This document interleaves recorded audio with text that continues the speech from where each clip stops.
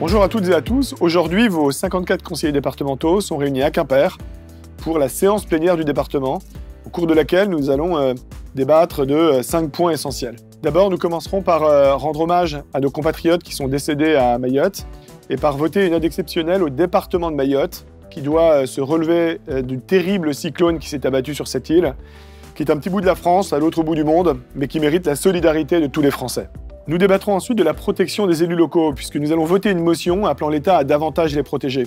Ces milliers d'élus municipaux qui font le service public, vous le savez, dans toutes vos communes, ils sont soumis à très rude épreuve. Il y a la contrainte budgétaire, la complexité administrative, il y a aussi l'agressivité qui se développe dans notre société, qui aboutit à des violences faites aux élus, puis il y a enfin des règles de droit complètement inextricables qui les fragilisent au plan juridique. Il est temps d'agir, et si nous voulons avoir des candidats aux élections municipales de 2026, de davantage protéger les élus locaux.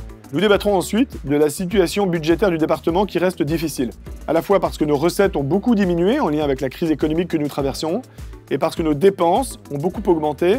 Ce sont des dépenses qui ont été décidées à Paris, notamment d'augmentation de salaire dans le champ social, et qui ont été laissées à la charge des départements, des transferts de dépenses. Jusqu'à présent, nous sommes parvenus à absorber ces baisses de recettes et ces augmentations de dépenses, tout en continuant à agir. Et c'est ça l'enjeu pour 2025. La situation budgétaire, elle va être difficile, mais nous voulons préserver les associations que nous finançons, nous voulons préserver les Finistériens et continuer à agir.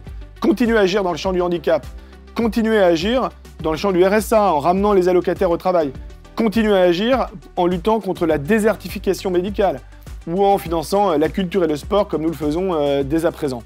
Enfin, nous présenterons 2 rapports emblématiques. D'abord, un rapport qui porte sur l'égalité entre les femmes et les hommes, qui irrigue toutes nos politiques et qui irrigue aussi notre politique en matière de ressources humaines.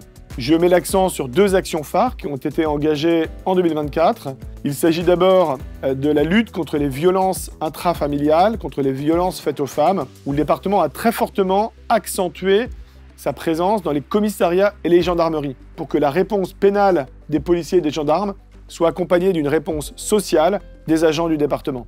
Autre action phare dans ce champ, la lutte contre la précarité menstruelle. Nous avons équipé tous les collèges publics et privés du département de distributeurs de protection périodique. Le dernier rapport dont nous débattrons porte enfin sur notre politique environnementale. Il s'agit à la fois de présenter le bilan de notre politique pour 2024 et les perspectives pour 2025. Qu'il s'agisse de la rénovation de tous les bâtiments publics au plan énergétique ou de la rénovation des 12 000 logements HLM que possède le département, qu'il s'agisse de couvrir les aires de covoiturage en panneaux photovoltaïques, qu'il s'agisse de déployer plusieurs centaines de kilomètres de pistes cyclables supplémentaires, de préserver l'eau potable ou la biodiversité au travers des 5500 hectares d'espaces naturels sensibles dont votre département est propriétaire. Voilà les sujets que nous allons examiner. Vous le voyez, ils sont très divers. Ils sont à l'image de ce que votre département fait au quotidien pour les Finistériennes et les Finistériens.